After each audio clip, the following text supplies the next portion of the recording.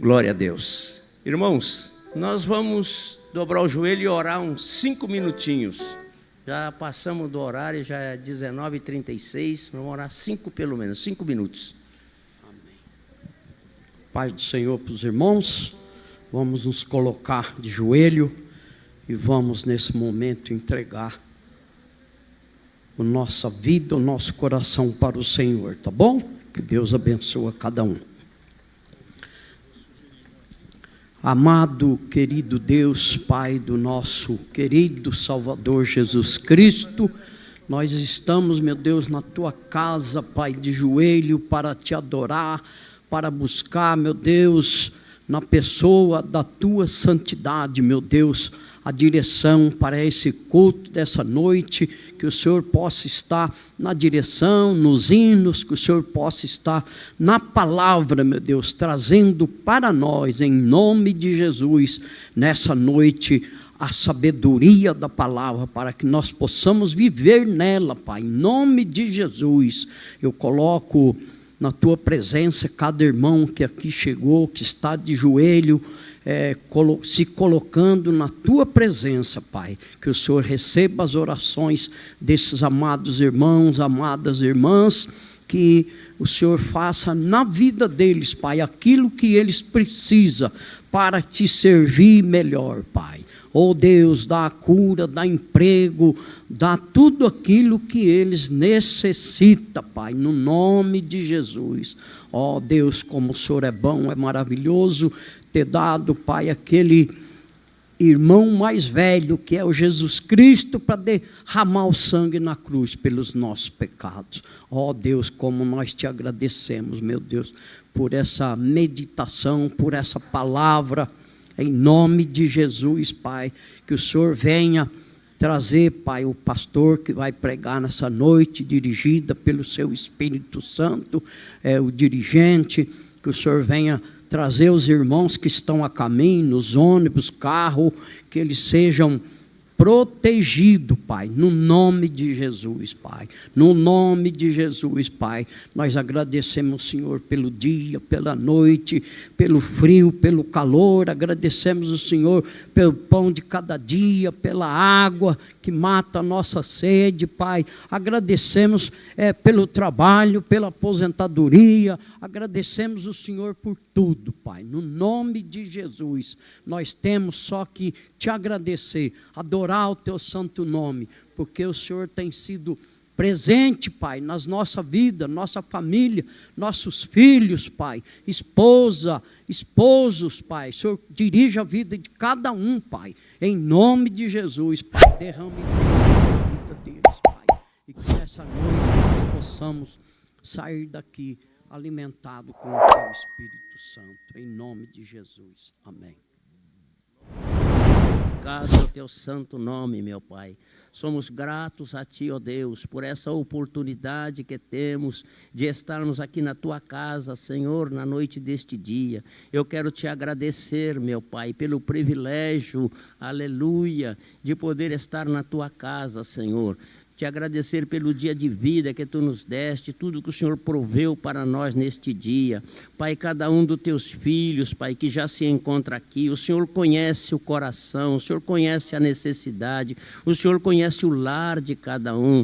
Pai, em nome de Jesus, que o Senhor venha, Pai, ó Deus, falar conosco nesta noite, porque nós somos carentes e dependentes, Senhor, de Ti. Fala conosco, Pai, para que nós possamos, Senhor, a cada dia, Pai, nos posicionarmos melhor para a Tua obra, que nós possamos Te servir melhor, Senhor, que nós possamos ser gratos a Ti, Senhor, por tão grande salvação. Grato a Ti, Senhor, pelo privilégio de ter o nosso nome escrito no livro da vida. Ser conosco, Senhor, nos ajuda. Em nome de Jesus, Pai, eu Te peço, abençoa Teus filhos que vão Te louvar nesta noite com os lábios, com os instrumentos. Pai, fala conosco através do louvor, fala conosco através da palavra. Nós estamos aqui, Senhor, com nossos ouvidos atentos, nosso coração aberto para ouvir a Tua voz, Pai. Assim eu quero Te agradecer, em nome de Jesus. Amém. Glória a Deus.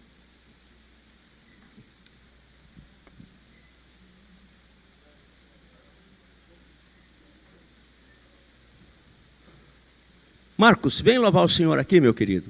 Vem usar o dom que Deus te deu.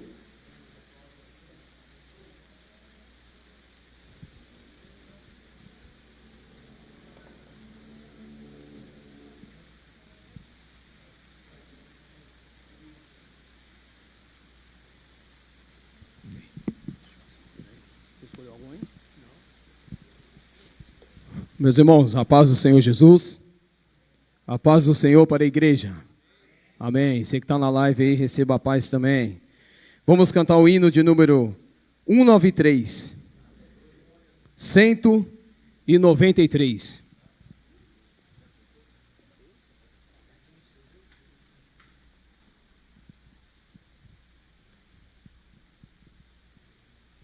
Se tu me alma...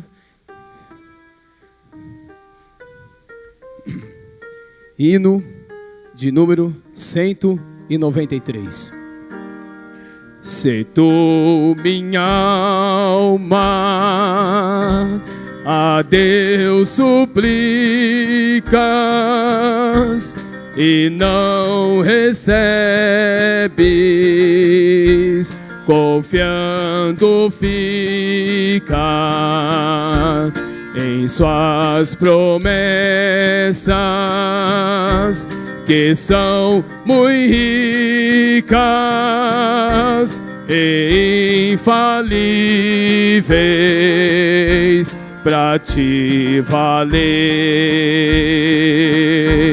Porque te abates, ó minha alma, e te comoves, perdendo a calma. Não tenhas medo, em Deus espera, porque bem cedo Jesus virá. Ele intercede por ti. Canta, crente, aleluia. Com fé e calma, com fé e calma, Jesus de todos teus males salva e te abençoa dos altos céus. Por quê?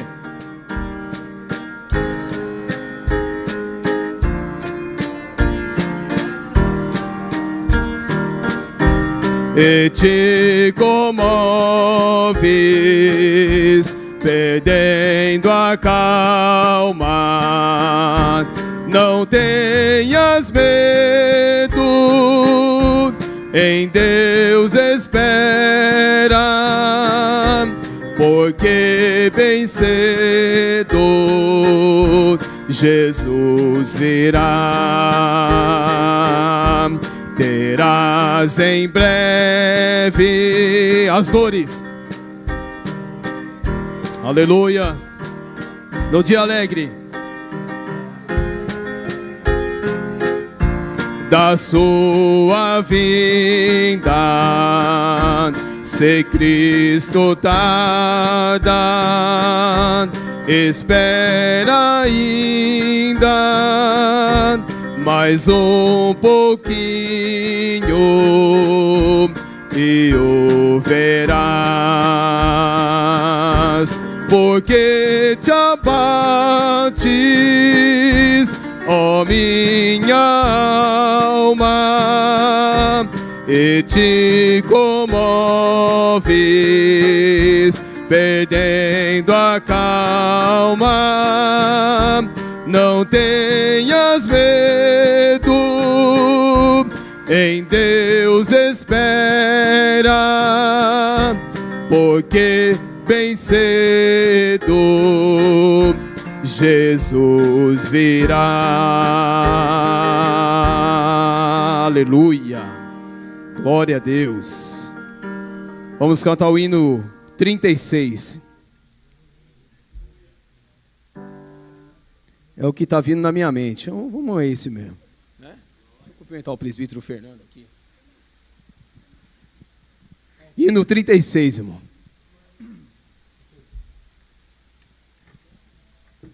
Da linda pátria estou bem longe, cansado estou. Eu tenho de Jesus saudade. Oh, quando é que eu vou? Passarinhos, belas flores, querem me encantar. São vãos terrestres esplendores, mas contemplo meu lar. Jesus me deu a sua promessa, me vem buscar. Meu coração está com pressa, eu quero já voar. Meus pecados foram muitos, muito culpado sou. Porém, seu sangue põe-me limpo, eu para a pátria vou. Qual filho de seu lar,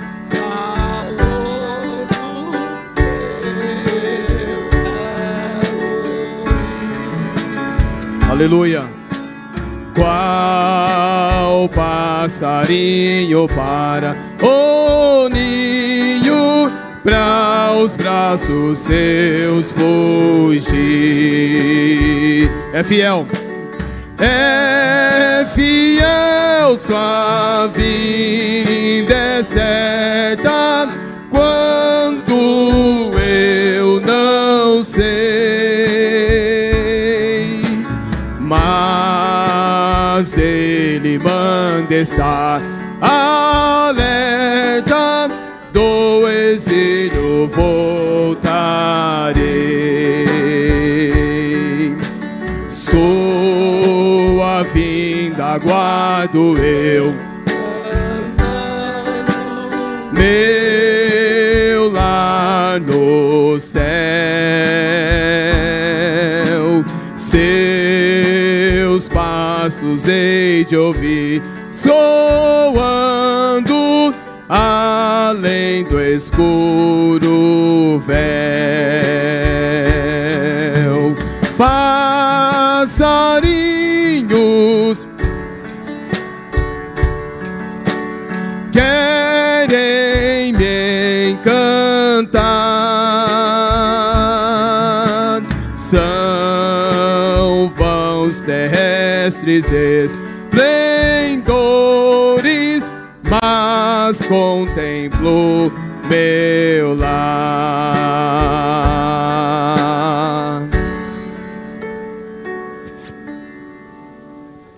Glória a Deus.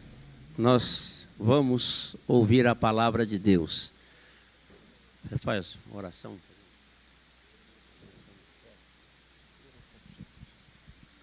Vamos colocar de pé, irmãos, vamos fazer uma oração. E logo vamos estar ouvindo a santa e gloriosa ministração do ensino do nosso pastor nessa noite. Senhor, nosso Deus e nosso Pai, mais uma vez, Senhor, estamos aqui diante da Tua presença e somos gratos, ó Pai, por estarmos aqui na Tua casa, ó Pai. Neste momento, ó Pai, vamos ouvir, Senhor, o ensino da Tua palavra, ó Pai. Senhor, abra nosso coração, nossa mente, para que nós possamos, Senhor, entender, Senhor, aquilo que Tu tem para os nossos corações nesta noite, ó Pai. Te peço, Senhor, abençoe o Teu servo, que irá nos ministrar, Senhor, a Tua bendita e gloriosa palavra. Te agradeço em nome de Jesus. Amém, meus irmãos. Pode sentar.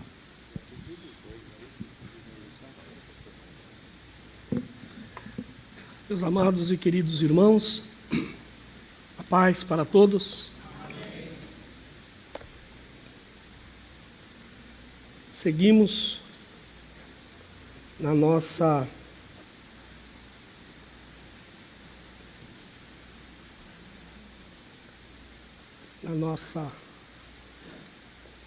sequência aqui sobre o Sermão do Monte. Hoje vamos falar de um assunto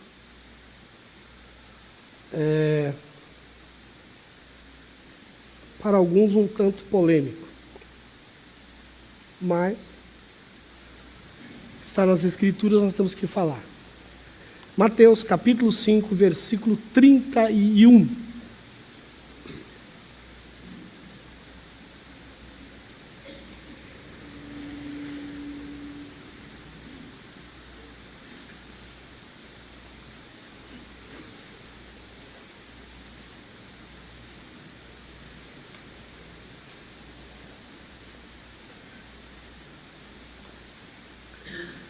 Também foi dito: quem se divorciar da esposa deverá conceder-lhe um certificado de divórcio. Eu, porém, lhes digo que quem se divorcia da esposa, exceto por imoralidade, a faz cometer adultério. E quem se casa com uma mulher divorciada também comete adultério. Se tiver algum divorciado aqui, não fique assustado, nós vamos esclarecer a situação. Hã? Não, calma. Nós vamos considerar hoje esta declaração de Jesus que está aí nos versículos 31 e 32, falando sobre o divórcio. E essa é uma questão que, na maioria das vezes, os pastores, os pregadores, né, enfim, os ensinadores, eles tendem a evitar. Por um lado, às vezes é bom porque é um assunto polêmico, e se o indivíduo não tiver o domínio, conhecimento, é melhor não falar, porque pode, na verdade, incorrer em um ensinamento errado. E o ensinamento errado, ele é que nem erva daninha. Não precisa quase nada para plantar e depois é difícil de arrancar. Mas, como nós estamos aqui no Sermão do Monte, não podemos pular etapas, então temos que falar sobre este assunto. Um dos problemas, quando a gente trata, às vezes, de um assunto polêmico nas Escrituras, é uma tendência que temos de que quando vamos estudar um assunto nas Escrituras, nós o fazemos de forma sistemática. O que é isto? Nós começamos a procurar os versículos, às vezes até pega uma concordância bíblica. Bom, hoje quase não se usa mais livros de papel, né? É tudo no Google. Então, você procura aonde aparece aquele assunto. Então, por exemplo, divórcio. Onde que aparece divórcio na Bíblia? Aparece aqui, aparece aqui. E o indivíduo vai separando aqueles versículos e, a partir dali, ele forma uma ideia. Então, isso é um estudo sistemático, é uma forma sistemática de estudar as Escrituras. É bom quando você quer exaurir um assunto dentro das Escrituras, porque você vai achá-lo em diversos lugares. Você não fica limitado, por exemplo, hoje nós vamos estender um pouquinho aqui, com outras referências, pela necessidade que o assunto nos traz, mas geralmente os irmãos percebem que eu gosto de falar no texto e pregar o que está no texto. Não gosto de ficar, em tal lugar isso, tal lugar isso, tal lugar. Né? Mas é a maneira de você exaurir mais, você ter uma uma compreensão maior daquele assunto, porque às vezes um autor bíblico fala daquele assunto de uma forma, outro vai falar outro aspecto daquilo, e aí você vai juntando tudo isso para ter um estudo mais completo. Então essa é uma maneira sistemática. Porém, há um perigo nisso, que a gente tem que tomar cuidado. Não faça isso. Pode fazer, deve fazer. O perigo é quando você pega um texto aqui que fala, fala sobre divórcio. Você acha um texto aqui, você pega aquele texto do divórcio, traz para dentro do contexto do seu estudo, ignorando o contexto daquela fala. Quem falou, por que falou, a quem falou, em que circunstância falou. Você não pode simplesmente pegar um versículo e transcrever ele, e o que você entender dele sem entender o contexto no qual ele está colocado. Né? E geralmente quando eu dava aula de hermenêutica, eu falava sobre essa questão do contexto, eu citava um texto que está em 1 Coríntios 15. Agora eu não me lembro o versículo. Mas o capítulo 15 todo de 1 Coríntios, Paulo está falando sobre o corpo. Falando sobre um corpo terreno, sobre um corpo celeste. Um é material, outro é espiritual. E em determinado momento, aí ele fala da ressurreição. E tem um versículo lá, depois se alguém achar, é 15, deve estar lá entre os versículos 30 e 40, não sei. Ele diz assim: e todos os que dormiram em Cristo estão perdidos.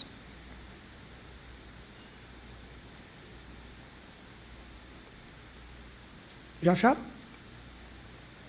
O pessoal aqui é da Bíblia da mão, né? Se fosse no Google já tinha achado. E todos os que dormiram em Cristo estão perdidos. Então leia. E também os que dormirem em Cristo estão perdidos. Como é que o cara que dormiu em Cristo, e essa expressão dormir em Cristo é uma expressão paulina, que Paulo criou, está lá já no quadro. Paulo criou essa expressão para se referir à morte do justo. Ele não diz assim, o justo morreu. Ele dorme no Senhor. Agora ele diz, os que dormiram em Cristo estão perdidos. Como é que eu resolvo essa equação? Eu tenho que ler o que vem antes. Leia uns 2 versículos antes aí para mim.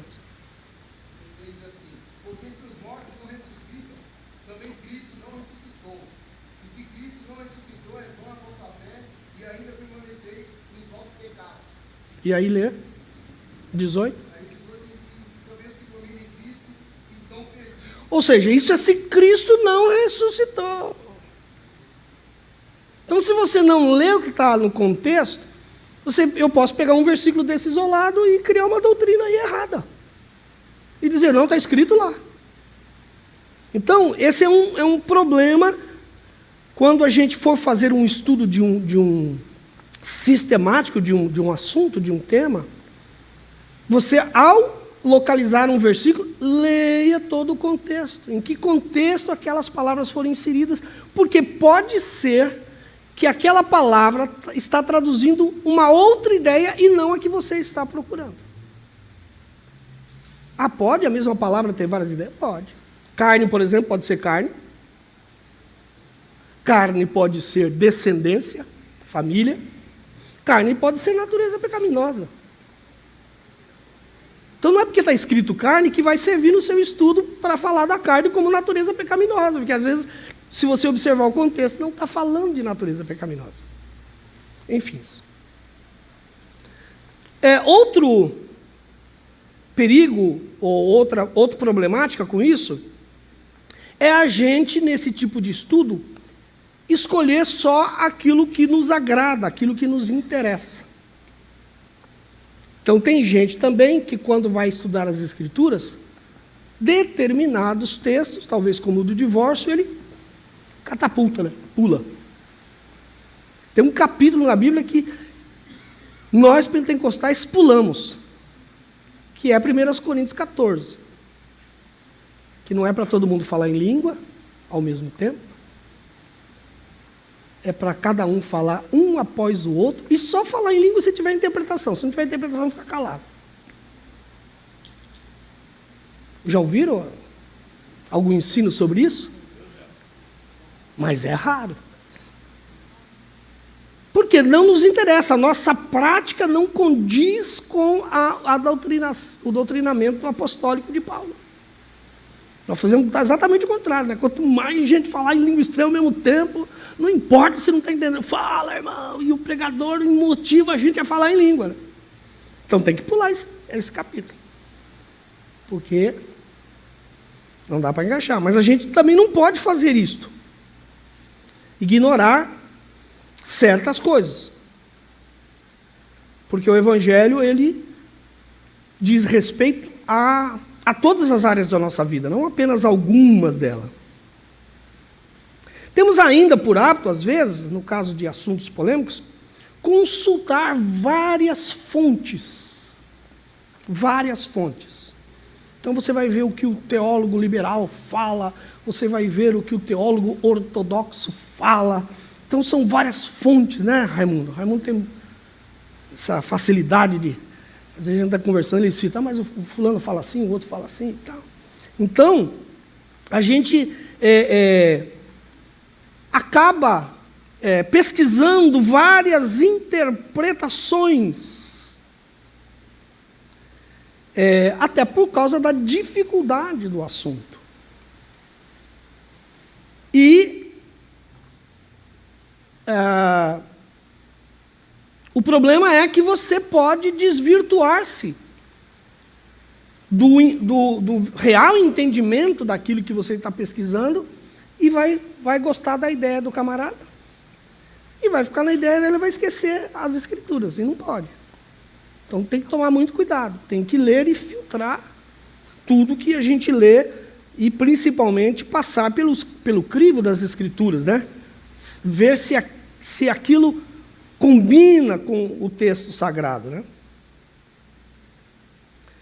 Então, a tarefa hoje aqui, sobre esse tema do divórcio, e é interessante, porque você pode ter teoria, eu também tenho algumas teorias que às vezes não está muito nítida nas escrituras. Mas é a minha teoria, então eu gosto, quando eu estou ensinando, eu falo, olha, isso não eu penso assim. Por exemplo, se eu falar para vocês qual a ideia que eu tenho na casa de meu pai, eu tenho uma teoria, mas é minha teoria, eu não tenho como prová-la assim, amplamente, de maneira tão clara nas Escrituras. Então, por algumas coisas que eu vejo nas Escrituras, eu criei uma teoria. Mas aí eu tenho que ser sincero e dizer, olha, é uma teoria. Então, a nossa tarefa é exatamente enfrentar este assunto com honestidade, ou seja, vendo aquilo que as Escrituras falam sobre isto.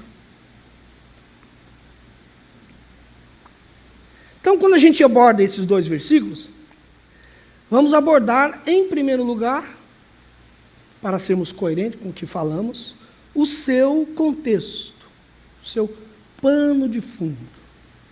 Então, esses versículos, eles estão dentro de uma seção do Sermão do Monte, onde Jesus está falando da relação entre o reino de Deus, o reino que ele veio anunciar, e o que a lei ensinava. Essas 6 indagações aqui que Jesus faz é exatamente sobre como é que funciona esse relacionamento da lei com o reino de Deus. É importante a gente lembrar que ele não está comparando a lei de Moisés com uma doutrina dele. Ele não está dizendo assim, olha, a lei de Moisés falava isso, mas a minha doutrina fala assim. Não é isso que ele está fazendo. Ele está pegando o que a lei diz e comparando com o falso ensino dos escribas e fariseus. ou seja, dando a interpretação correta, o sentido que está por trás da letra, o espírito da lei, em contraposição a a interpretação que era dada pelos escribas e fariseus. Então, para a gente poder ser mais didático sobre este assunto e abordarmos ele de maneira que eu considero mais eficiente, nós vamos estudá-lo em 3 divisões principais. A primeira é ter ideia clara acerca do que a lei realmente ensinava sobre essa questão. E assim, está lá na lei de Moisés, a gente vai ler aqui hoje, e a gente vai ler coisa que você talvez nunca tenha lido sobre divórcio. Então a primeira coisa é uma ideia clara. O que a lei de Moisés ensinava sobre essa questão? Depois, nós precisamos também entender o que é que os escribas e fariseus ensinavam, qual era a interpretação que eles faziam do que a lei dizia. E em terceiro lugar e último, o que Jesus ensina. Para a gente poder realmente ter uma posição. Então, o que a lei ensinava? Aí nós temos que voltar lá para o Antigo Testamento. Vamos sair aqui um pouco do nosso texto, Deuteronômio 24. Deuteronômio 24, de 1 a 4.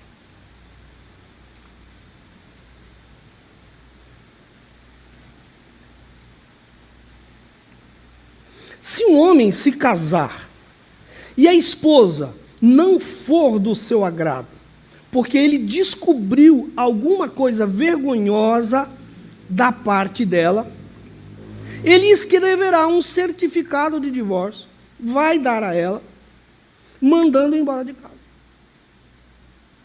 Ok? Depois de partir, ela poderá casar-se com outro homem. E se esse também a rejeitar e escrever um certificado de divórcio e der a ela, mandando-a embora de casa, ou até mesmo se ele morrer, o primeiro homem que mandou ela embora não poderá se casar de novo com ela.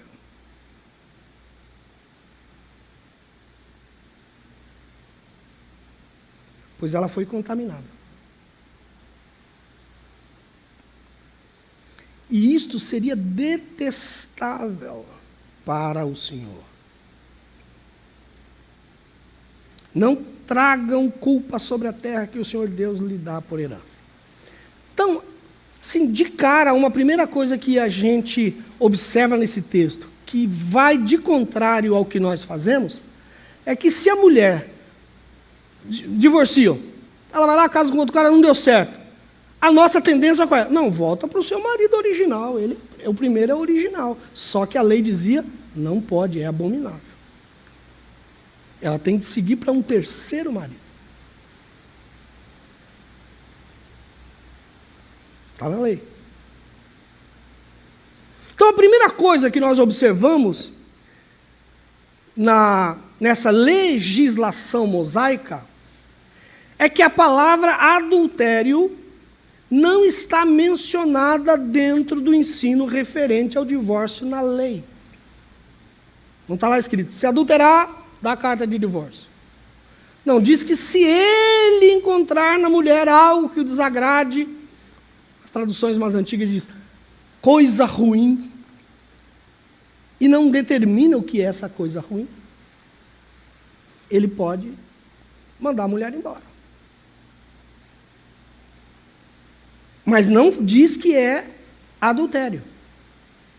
Não é mencionado dentro do ensino aqui do divórcio isso. E por que não é mencionado adultério aqui?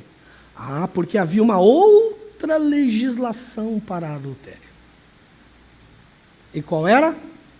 Morte.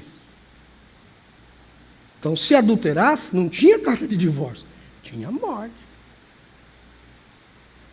Tinha morte. Por quê? Porque com o adultério o matrimônio chegava ao fim, não pelo adultério, mas pela execução da morte. Matava o que tinha adulterado, pronto. Aí o casamento dele tinha acabado. Ficava viúvo. Ou ela ficava viúva, ou ele ficava viúvo.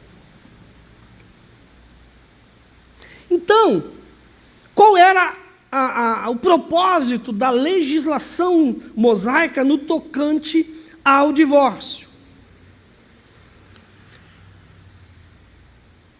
O objetivo amplo, maior, era controlar esse tipo de prática. Controlar esse tipo de prática. Por quê? Porque a situação nos dias em que Deus permite que Moisés estabeleça o divórcio em Israel, era uma situação caótica, em termos de relações familiares. Por quê? Porque muitos homens naquela época casavam com mais de uma mulher. E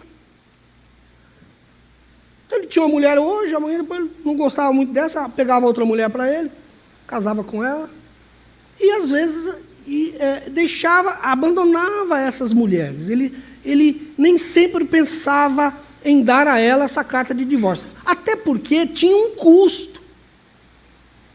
Tinha um custo lá de devolver, parece que o dote, se eu não me engano, depois a gente pode procurar e descobrir.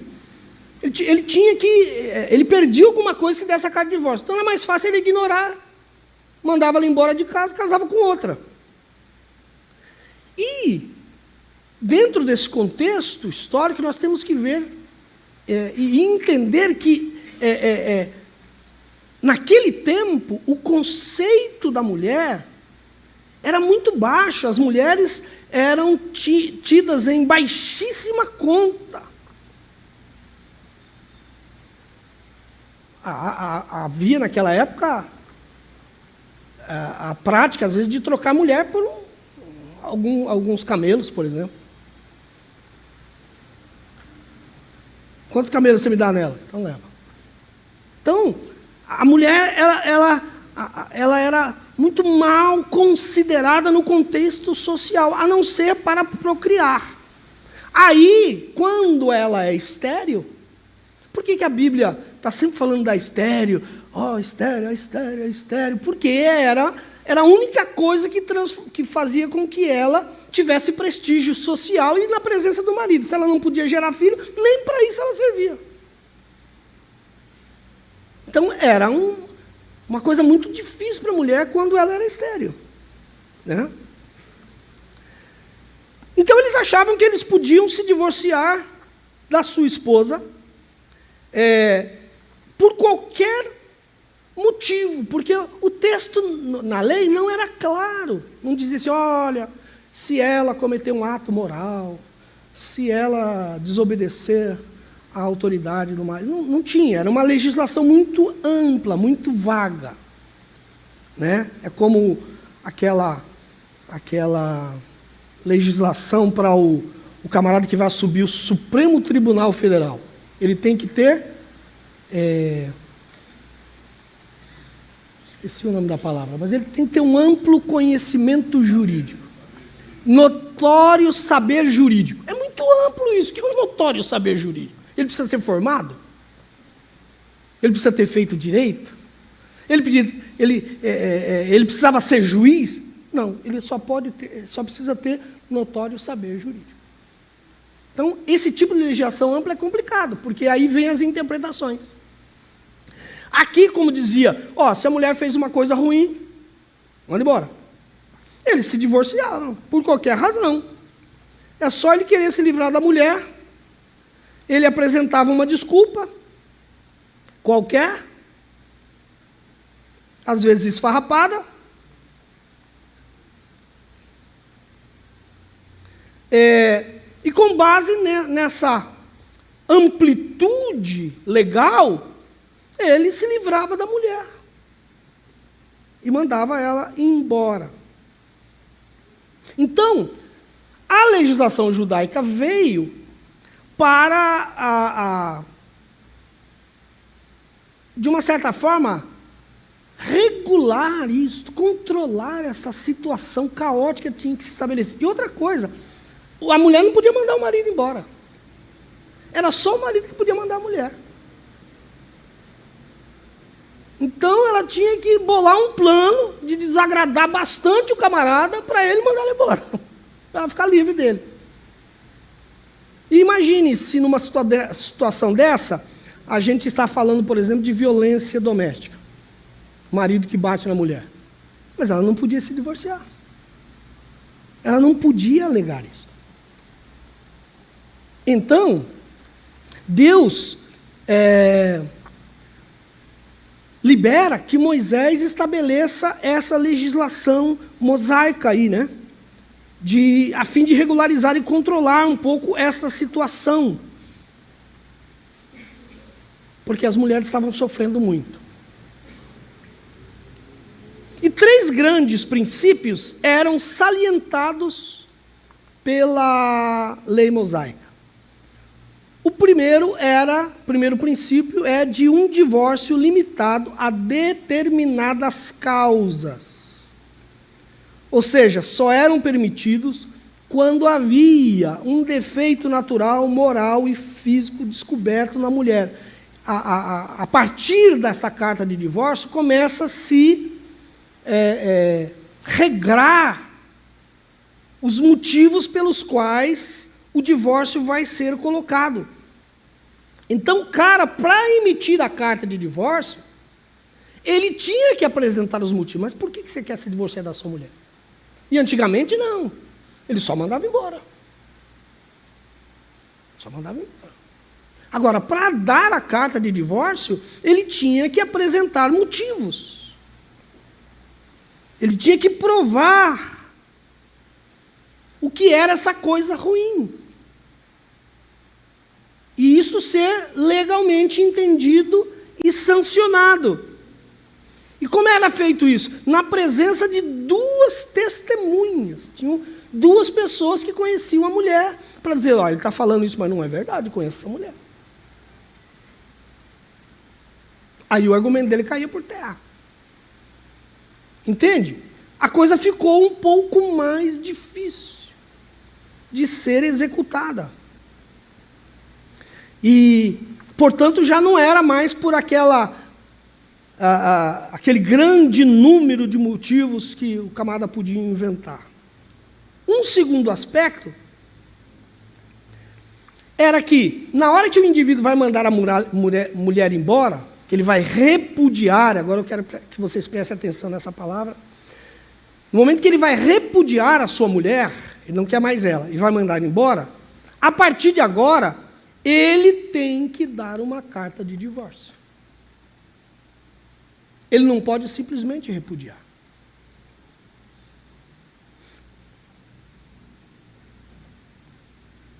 Ele tinha que dar. Já falei que o caso aqui é que, na sociedade daqueles tempos, o homem podia se divorciar da esposa, mas a mulher não tinha esse direito. Se a mulher fosse repudiada por causa de infidelidade, estou mandando essa mulher embora porque ela foi infiel comigo, ela adulterou, não podia, porque ela tinha que ser morta, apedrejada. E eu quero que vocês gravem isso também, que adultério tinha uma sentença específica, morte por apedrejamento.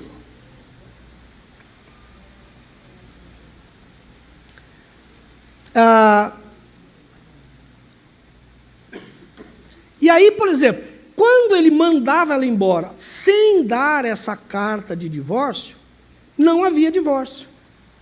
Havia repúdio. E são 2 coisas diferentes. Por isso que eu falei para vocês guardarem, porque nós vamos chegar lá na hora que Jesus vai falar sobre esse assunto, e esse entendimento do que é repúdio e divórcio precisa ficar bem claro, ficar bem entendido. Há uma palavra para isso no Velho Testamento, é o verbo salar. E este salar, que era o repúdio, era mandar embora, era repudiar, ele é diferente da palavra para divórcio, que é kiritut. Kiritut, eu não sou muito bom de hebraico, mais ou menos assim deve ser o som. Eu devia ter botado lá no tradutor para ouvir. Deve ter um som gutural, né? Porque o hebraico é uma língua gutural, né? Kiritut, sei lá. Que é, esse termo significa o quê? Incisão, um corte de vínculo matrimonial. Então, a primeira coisa que a gente vai entender é que o divórcio, ele quebra a aliança firmada no casamento. Ele desfaz a aliança. O casamento é uma aliança, não é? Eles casam, prometem amar até que a morte os separe. Tudo uma enganação, porque nem sempre é assim. Mas faz as promessas, os votos, aquela coisa toda. O divórcio, ele desfaz esse pacto feito, essas promessas estabelecidas, esta aliança forjada entre o casal. A carta do divórcio elimina isso. Por isso que o texto diz que ela ficava livre para casar a segunda vez e a terceira vez, havendo a carta de divórcio. Porque quebrou, o casamento não existe mais. Sem a carta, o casamento não foi anulado. A aliança não foi rompida.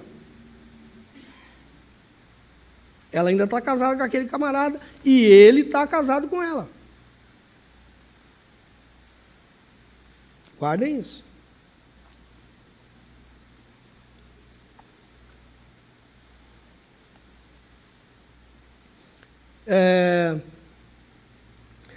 Repudiadas eram mulheres que acabavam se tornando propriedades, seja como escravas ou com isolamento total.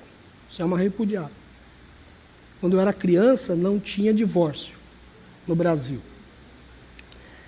Se desquitava, tinha desquite. Não é isso? Mas uma mulher desquitada, se ela passasse, chegasse numa rodinha, alguma coisa, ia sair desquitada. Pronto, todo mundo já... Hoje em dia não é muito diferente não, porque quando a mulher divorcia, as outras mulheres ficam preocupadas com ela.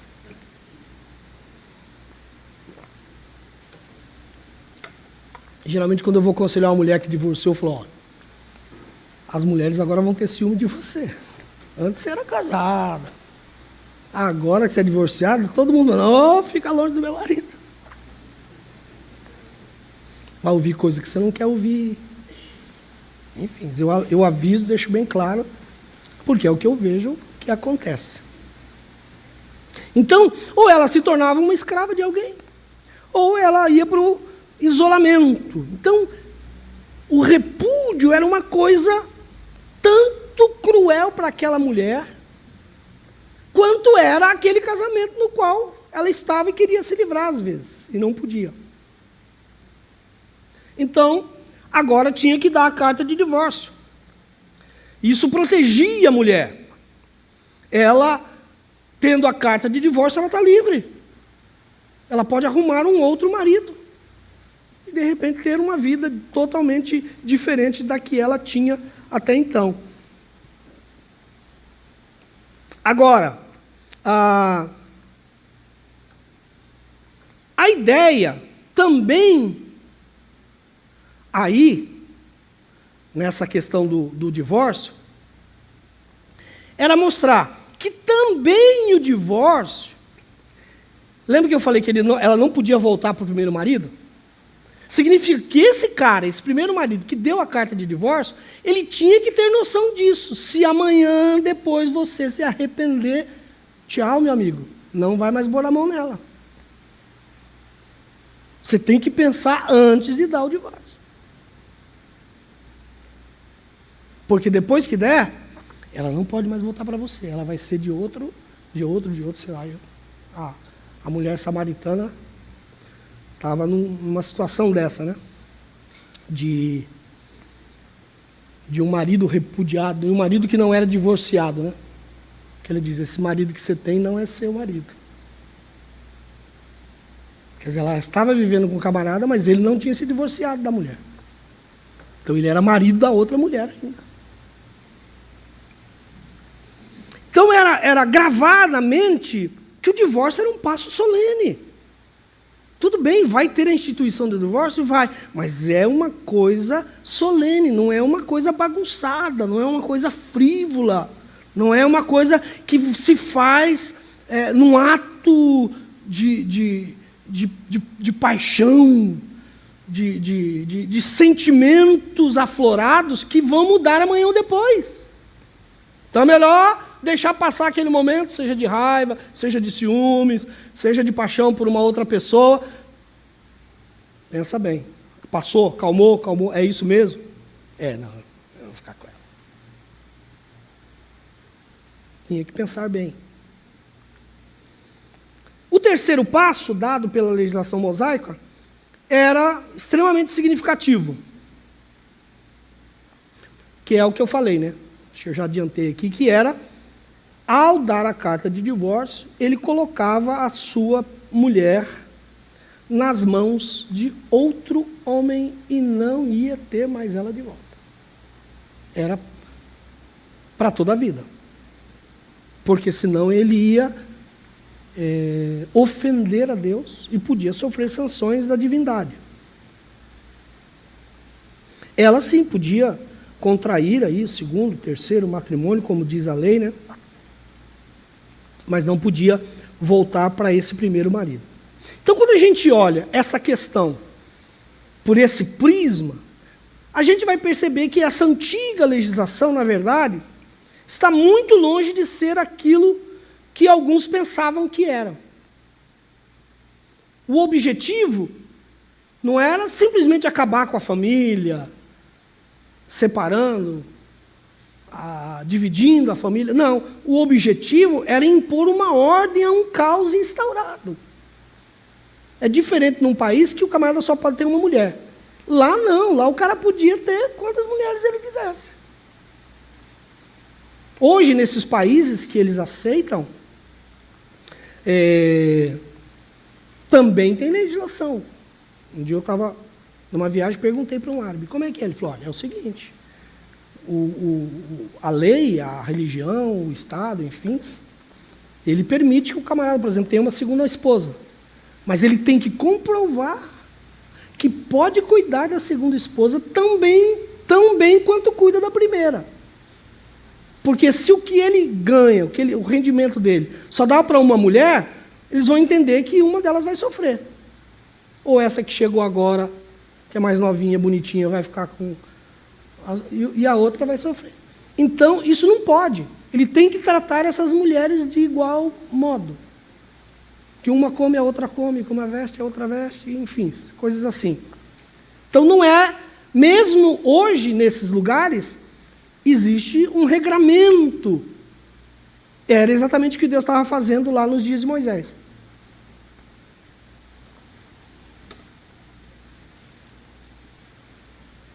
Estava pondo ordem. Deu para entender? Quer fazer alguma pergunta antes de eu ir para os fariseus?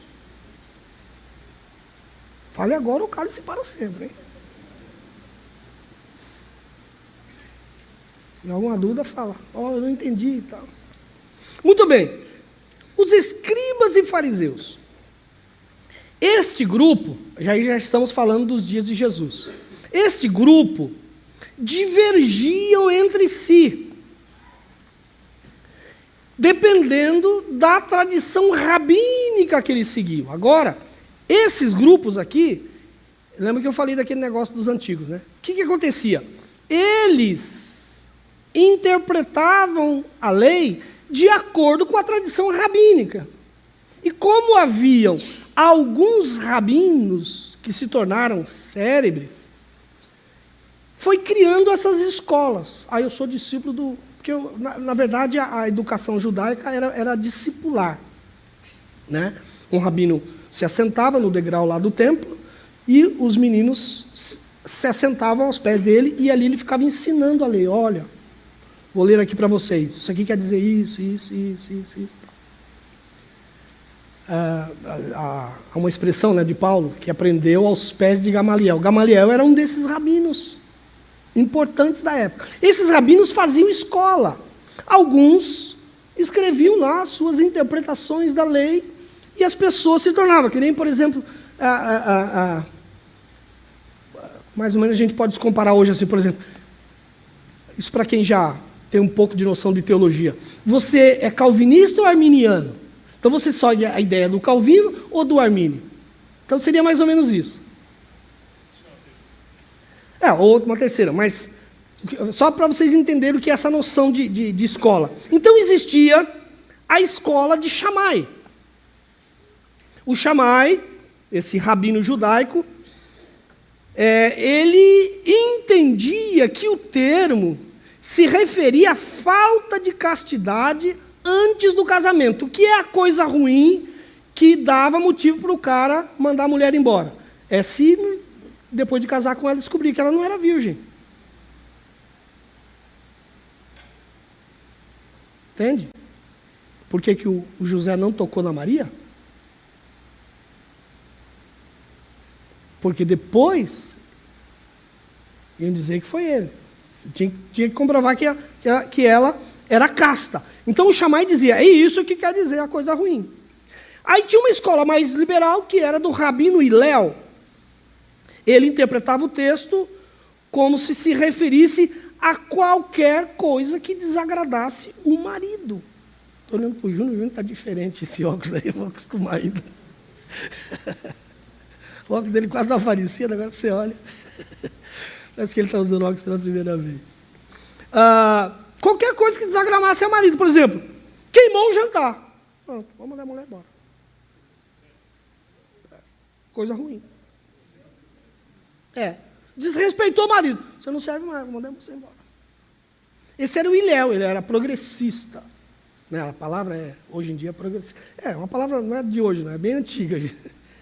Essa ideia de progressismo. Então ele era um progressista, ou liberal. Tinha também o Rabino Akiba. Esse dizia o seguinte, que se o camarada, ele queria se divorciar da mulher dele, por quê? Porque ele se encantou com outra mulher. Viu uma outra mulher, ficou encantado com ela, com o jeito dela, sei lá. Ele dizia, olha só, esses aqui parecem alguns juízes da Suprema Corte. O fato dele achar algo bonito numa outra mulher dizia que ele tinha achado uma coisa ruim na dele. Não é a interpretação lá, é estética.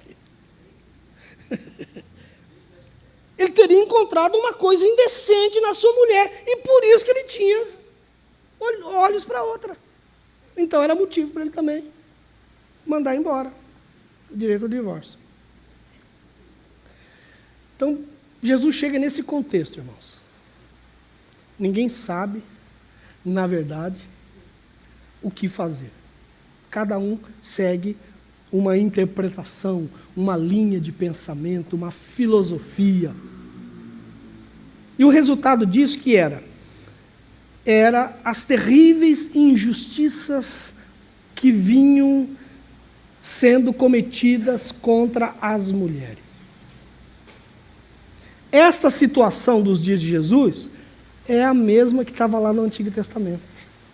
Deus permitiu a carta de divórcio para controlar a coisa, para proteger a mulher. Eu gosto de dizer sempre, embora pode ter alguém que me contradiga, mas a minha tese é que a carta de divórcio foi criada para proteger a mulher dos homens, numa sociedade extremamente machista. Agora, aquele tema da carta de divórcio, ele vai passando as eras, os anos, os séculos. Quando chega nos dias de Jesus, tinha tanta interpretação que tinha voltado a ser uma balbúrdia de novo, uma confusão. E as mulheres estavam novamente em dificuldades. Então,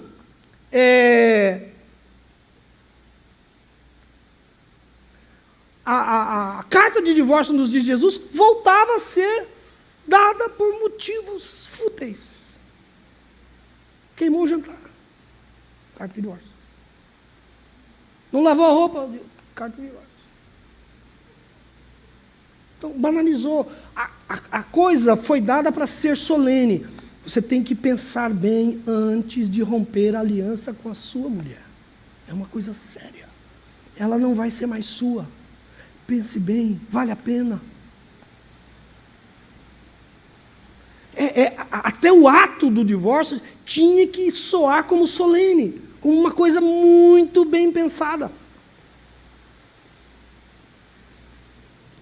Então o ensino aí dos escribas e fariseus, com essas múltiplas interpretações, ele vai criar toda uma celeuma. Então, o que é que Jesus fala sobre isso? É o nosso texto, versículo 32. Se alguém,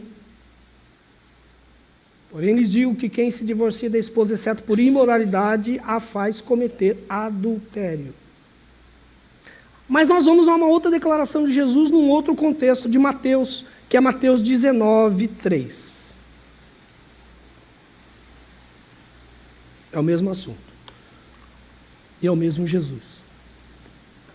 Alguns fariseus apareceram e tentaram apanhar Jesus numa armadilha, perguntando o seguinte: deve-se permitir que um homem divorcie de sua mulher por qualquer motivo? A coisa ruim lá era, se era amplo, se não tinha uma definição certa, então qualquer motivo pode ser considerado uma coisa ruim. Essa é a escola de quem? De um daqueles rabinos lá que eu falei, né? Jesus responde: vocês não leram as Escrituras?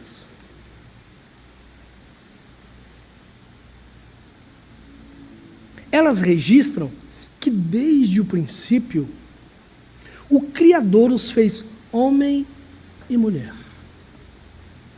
E disse: o homem deixa pai e mãe, une-se à sua mulher, e os dois tornam-se um só, ou uma só carne. Uma vez que já não são dois, mas um só, que ninguém separe o que Deus uniu. Versículo 7. Eles perguntaram: então por que o Moisés disse na lei que o homem poderia dar à esposa um certificado de divórcio e mandar ela embora? Jesus respondeu: Moisés permitiu o divórcio apenas como concessão. Vamos falar sobre isso. Pois o coração de vocês é duro. Mas não era esse o propósito original. Não foi o propósito de Deus. Foi necessário essa concessão para pôr ordem em algo que estava sem controle. Mas não era o propósito original de Deus. E eu lhes digo o seguinte: quem se divorciar de sua esposa, o que só poderá fazer em caso de imoralidade se casar com outra, cometerá adultério. Põe aí o texto no quadro.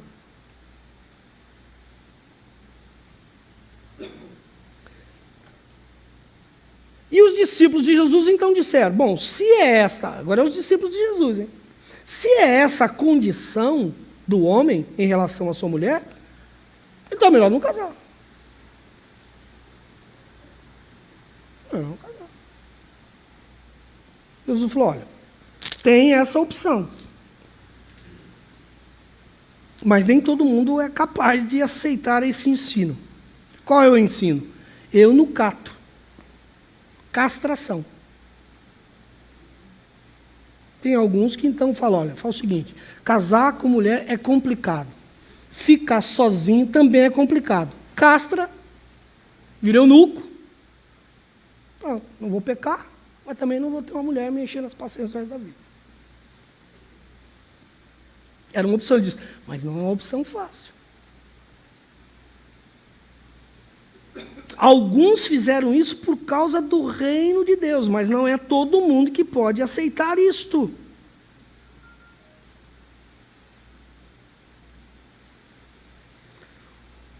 Os fariseus, então, perguntam a Jesus porque querem criar uma armadilha. A maioria das vezes que eles iam fazer pergunta para Jesus, não é que eles queriam saber o que Jesus pensava. A maioria das vezes era para criar uma armadilha para colocar ele numa situação embaraçada, né? E Jesus declara isso.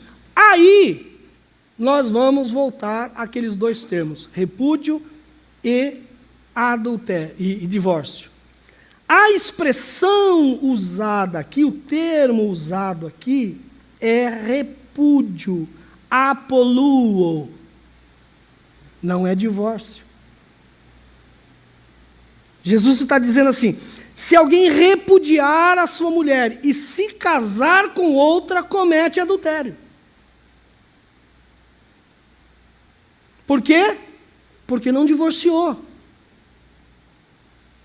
Em algumas traduções mais modernas, já traduz para o português a palavra repúdio, mas algumas versões vai aparecer aí divórcio. Então, repudiou a mulher, casou com outra, está em adultério. O cara. E quem casar com a mulher que foi repudiada, também. Porque ambos estão casados, a aliança não foi quebrada. Esse é o caso da mulher de Samaria. Jesus falou, você falou bem. Eu não tenho marido. Ela não falou assim? Eu não tenho marido. Falou bem. Você já teve 4, ou 5, né? 5. E o que você tem não é seu. Ele não se divorciou da mulher. Então você não tem marido. Você está em adultério. Mas eu estou aqui hoje. Tem uma água nova para te dar. Que vai jorrar para a vida eterna. Então, eu estou colocando essas duas expressões, desde o Antigo Testamento, a gente está vendo que são palavras diferentes, né? Então, aqui, apolou, no grego, é o representante do salá, lá no hebraico, né? Para divorciar. A diferença é exatamente na palavra. Apolou é repudiar. Apostation é divorciar.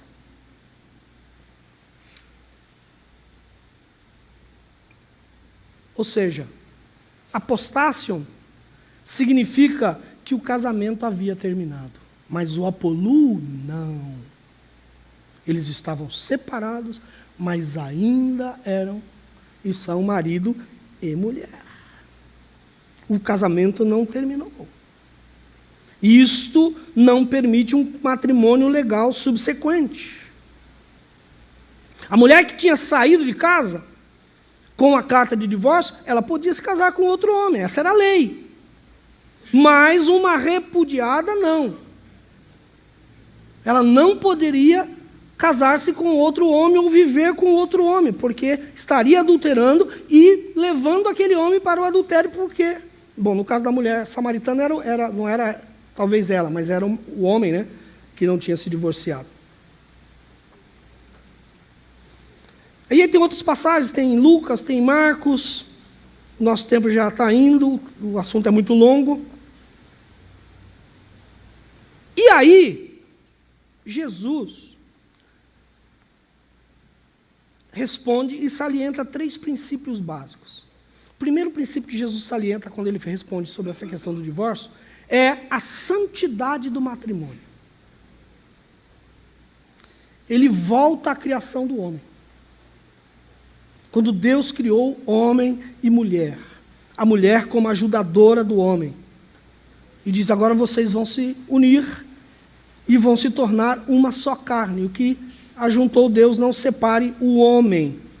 Isso também é uma expressão que tem uma força muito grande. O que ajuntou Deus. Nem todo ajuntamento é divino, viu? Às vezes é o capeta que junta aí. Complicado. Então o casamento não é um contrato civil, nem um sacramento, como diz a Igreja Católica. É uma aliança, uma união, onde eles se tornam uma só carne. E essa era a intenção de Deus. É claro que depois Paulo, em 1 Coríntios 6,16, ele vai dizer: e vocês não sabem, isso também é uma coisa que talvez você nunca tenha lido, e vocês não sabem que se um homem se une a uma prostituta, ele se torna uma só carne com ela?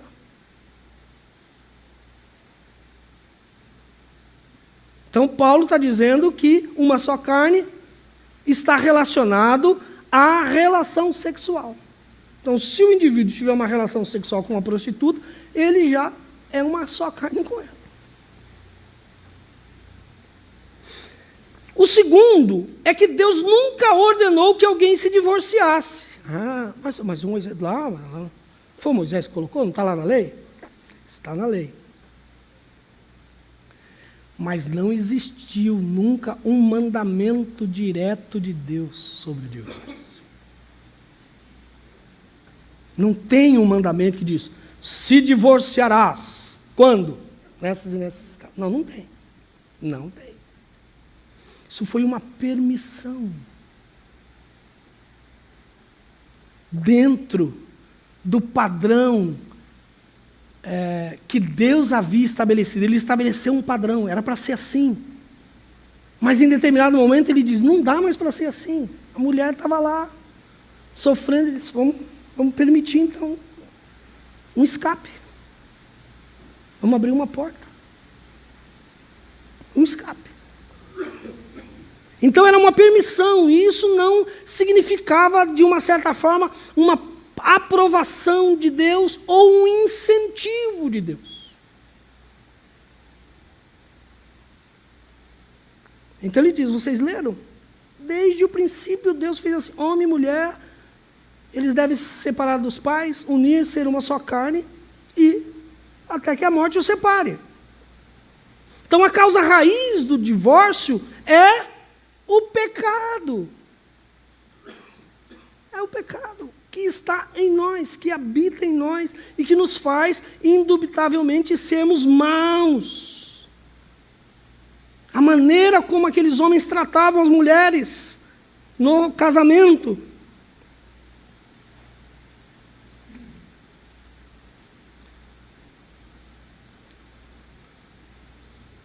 E o motivo, que é o que Jesus agora vai dizer. O ensino de Jesus é que há necessidade de infidelidade conjugal.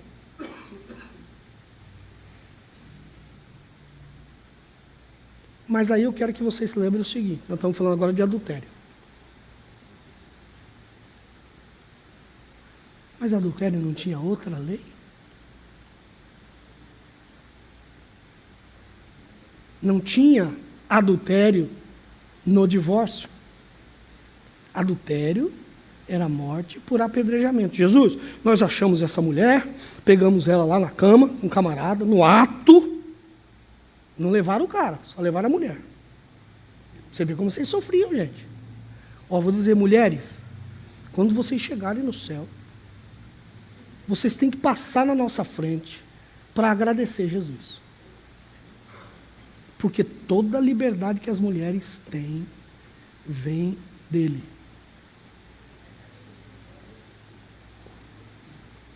Pegamos a mulher na cama lá, deixamos o homem de lado, que é homem, né, afinal de contas, na nossa tribo. E a lei diz que mulheres assim têm que ser apedrejadas. E o que o senhor diz? Então, adultério não tinha nada a ver com divórcio, era pena de morte. Jesus vem e diz assim: Agora só tem divórcio em caso de adultério.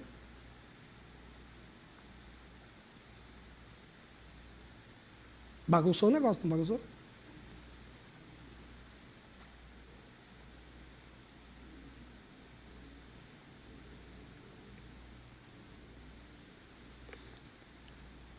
Vamos explicar isso.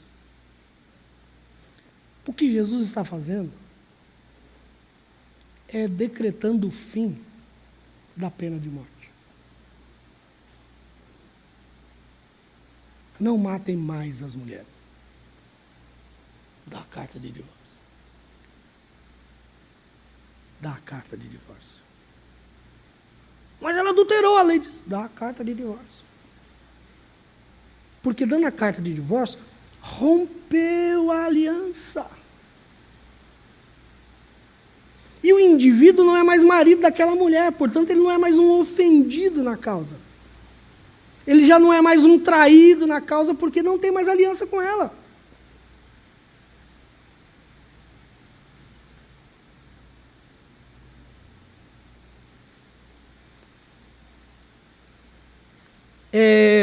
Já vou terminar. Então, veja que Jesus levou essa questão do divórcio a um patamar muito mais elevado do que era, eliminando definitivamente a morte por apedrejamento no caso de adultério. Não mate mais. Dá a carta, ela vai embora. Quem quiser ela, fique com ela. Tem. Mas, essa questão do divórcio, nós passamos pela lei, por Moisés, passamos agora por Jesus, mas ela não parou. Por que ela não parou? Porque ou aconteceram nos anos seguintes com a formação da igreja, vão acontecer situações que não tinha no tempo de Jesus e nem no tempo da lei. Quem vai regulamentar? O apóstolo Paulo, 1 Coríntios capítulo 7, versículo 12.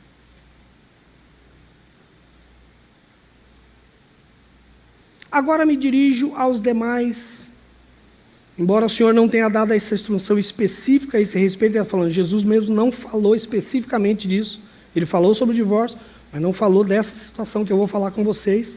Se um irmão for casado com uma mulher descrente, e ela estiver disposta a continuar vivendo com ele, não se separe dela. E se uma irmã for casada com um homem descrente, ele estiver disposto a continuar vivendo com ela, não se divorcie, né? Não se separe dela. Não se divorcie dele. Pois o marido descrente é santificado pela esposa, e a esposa descrente é santificada pelo marido. Do contrário, seus filhos seriam impuros, mas eles serão santos. Mas se, porém, o cônjuge descrente insistir em se separar, você virou crente? Não quero mais ficar casado com você, eu quero o divórcio. Deixa ele ir. Dá o divórcio.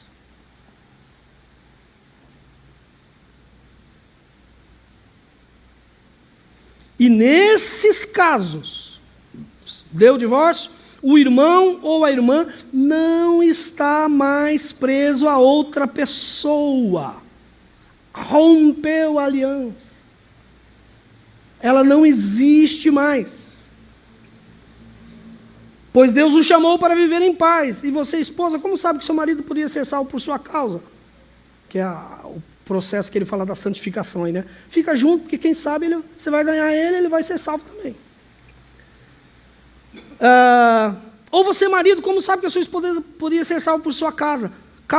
Cada um continue a viver na situação que o Senhor o colocou e cada um permaneça no estado como estava quando Deus o chamou. Esta é a minha regra para todas as igrejas. Ele depois vai dar um complemento que ele diz: se for casar de novo, não cometa o mesmo erro. Case no Senhor. Case com um crente. Vai casar com um crente de novo, não. Daqui a pouco ele não quer mais, você tem que separar de novo. Ele vai ficar casando e separando o resto da vida. Então, meus amados irmãos, nós vamos terminar esse assunto lembrando que o divórcio não é o problema. O divórcio não é o problema. Jesus nunca rotulou o divórcio como problema. O problema somos nós. Este é o problema. O divórcio foi uma concessão por causa da maldade dos nossos corações. Então, o divórcio, na verdade, é você tratar o sintoma sem tratar o problema. Né? Aquele remedinho que você toma para dor de cabeça. Estou com dor de cabeça, toma um remedinho. Não, por que você está com dor de cabeça? Você tratou o sintoma, fiquei sem dor, mas ficou livre do problema que deu a dor de cabeça? Deus abençoe a todos. Até a próxima aula. Hoje não vai ter palmas, né? Glória a Deus, irmãos. Irmãos, é um assunto bastante polêmico, né, pastor? Se a gente for fazer perguntas, se tivesse tempo aí para fazer umas perguntas, acho que ia ter algumas perguntas agora, não ia? Quer? Aí, pastor, ia ter pergunta, eu acho, hein? Quer fazer umas perguntas? Alguém quer fazer lá?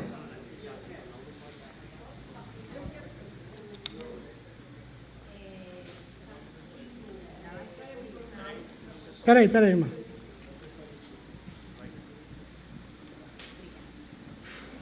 A paz. Eu estava assistindo um jornal e estava um advogado conversando com um delegado a respeito de adultério. E eu nem prestei atenção no problema, mas ele falou assim, o adultério é crime, só que já não vigora mais. Foi o que o advogado falou assim, é crime.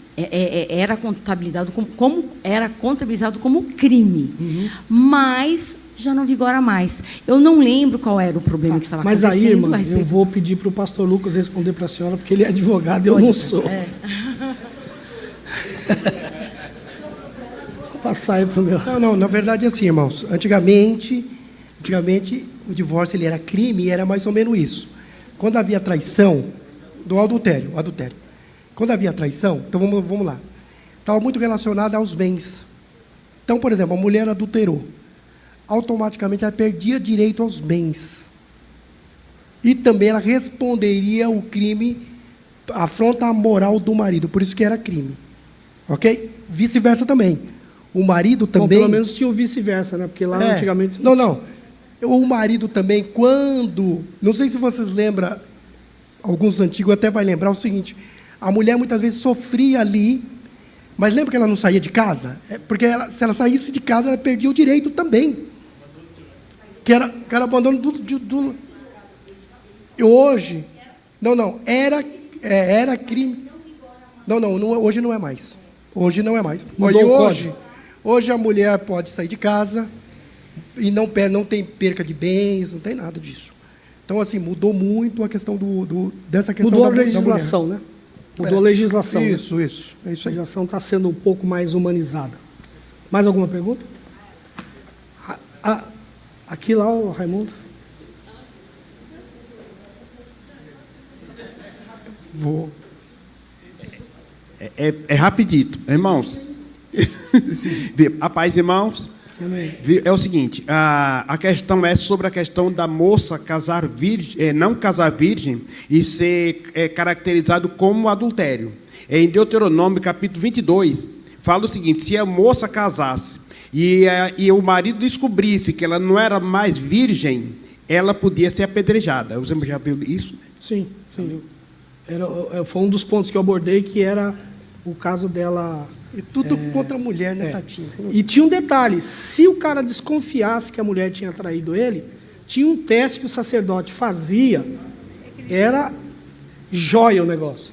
Ele pegava a poeira do chão, punha numa água, misturava, não sei se misturava outras coisas lá, e a mulher tinha que beber aquilo. Se o ventre dela inchasse, ela tinha traído o marido. Meu Deus. Procura lá o que você acha, fala.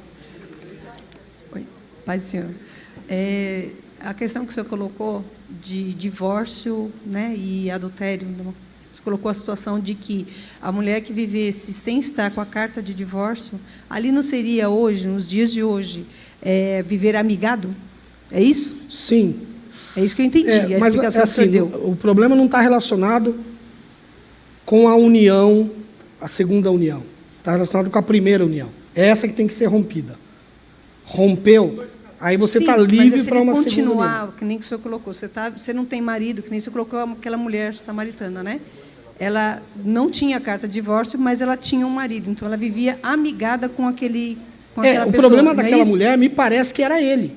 Ah, tá. Porque Jesus fala para ela, esse que você está com ele não é seu marido, ou seja, é marido de outra.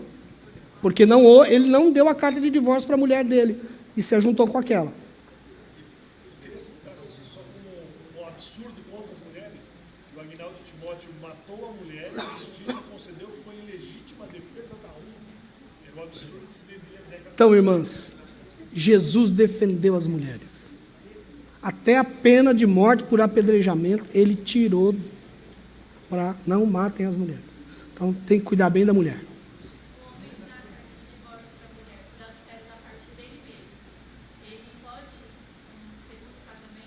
Sim, a carta de divórcio anula a aliança, está livre. Tanto ele quanto ela. Tanto ela quanto ele deu carta de divórcio, rompeu a aliança, não existe mais aliança. É uma quebra de aliança. Pronto? Oi? Hoje ele deu. Amém, irmãos? Chama o Marcos. Não, a repudiada Louvar o Senhor. é a mulher casada que é mandada. Irmãos, mas o propósito de Deus é que a união seja até que a morte nos separe. Amém? Esse é o que a gente tem que procurar que prevaleça. Mas e qualquer... Então, casar com a repudiada, não a divorciada. Por isso que eu fiz essa... O Paulo, pastor Paulo, vamos cantar o hino do 225. Som. São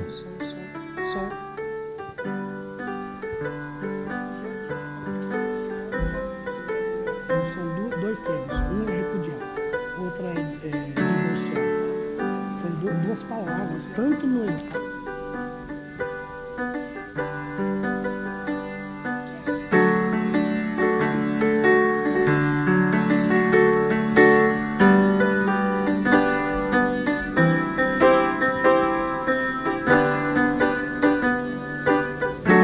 hino de número 225.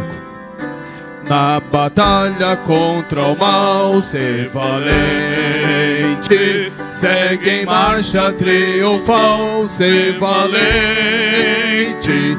Olha o alvo que é Jesus, que a vitória te conduz.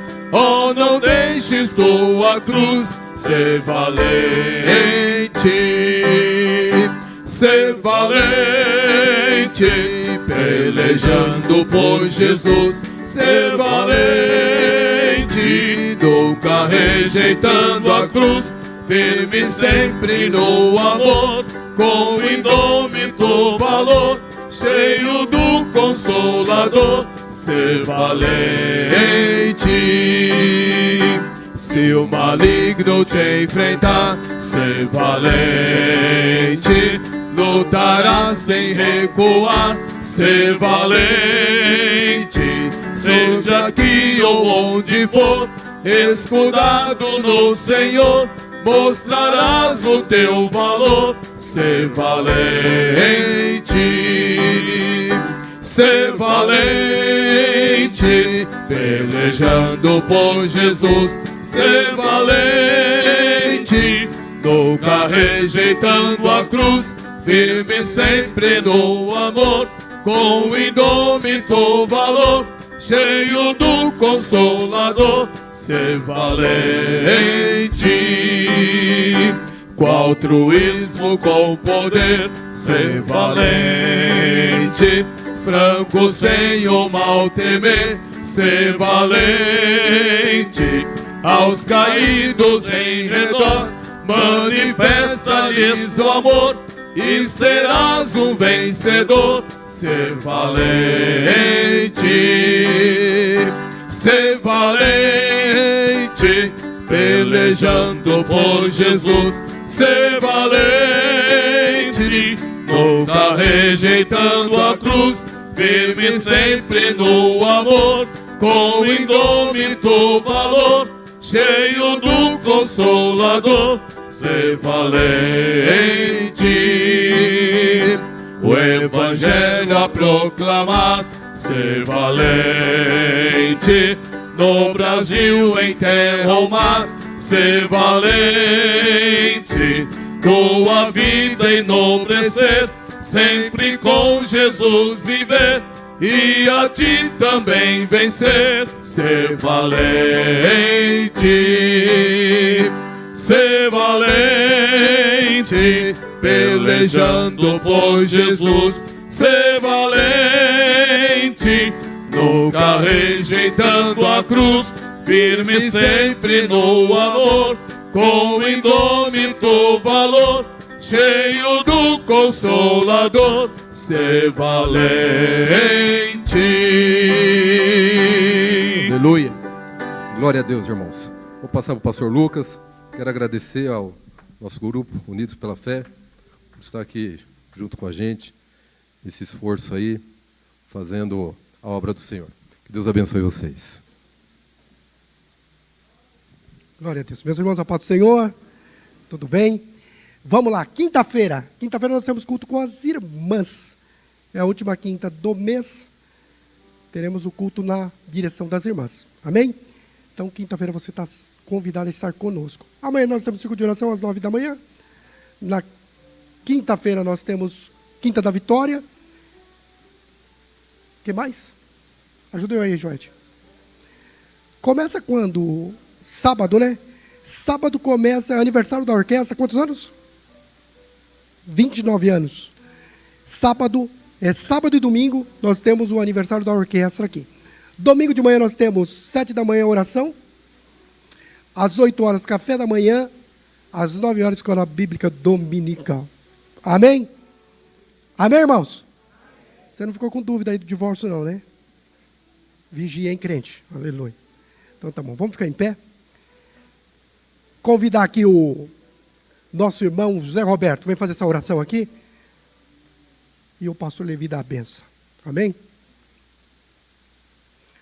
Bastante cooperação hoje, hein? Glória a Deus. É isso aí. Vamos chamar mais gente aí nos cultos de terça-feira. Isso é importante. Amém?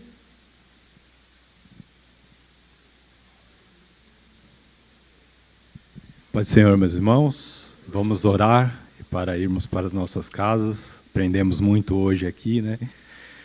Senhor Deus e Pai, nós te louvamos, te agradecemos por esse culto tão maravilhoso, meu Pai, onde podemos aprender da Tua Palavra.